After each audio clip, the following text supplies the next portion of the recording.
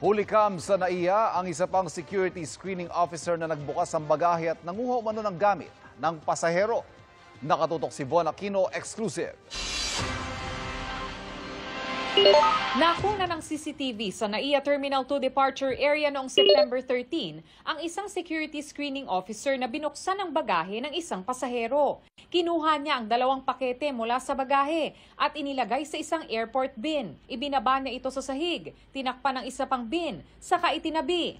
Kumuha po siya ng gamit sa isang pasahero na hindi naman sa kanya. Allegedly sabi niya, binigyan daw siya. Binigay naman daw sa kanya. But to us, extortion po yun, hindi po yun bigay. Ayon sa Office for Transportation Security o OTS, nilabag ng screening officer ang RA 6713 o Code of Conduct and Ethical Standards for Public Officials and Employees. Noong Biyernes natapos ang investigasyon ng OTS at tinerminate agad ng Sabado ang screening officer na Abril lang na-hire bilang job order personnel. Effective today, you are dismissed from the service.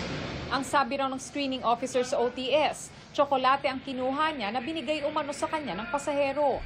But we will have to confirm kung talagang tsokolate.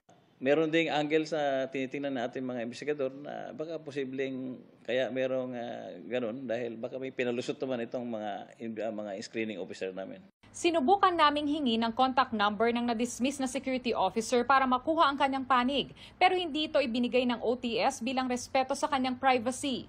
3 tauhan pa ng OTS ang naka-preventive suspension na at sinampa ng kasong administratibo kasunod ng pagkahulikam sa isang screening officer na lumunok ng tila papel kasunod ng reklamo ng isang pasaherong nawalan daw ng $300.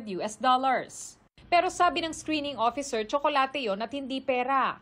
We encourage kung talagang if you feel na your rights are violated, we encourage the public to file a complaint and we will act on it. Para sa GMA Integrated News, Von Aquino, nakatutok, 24 oras.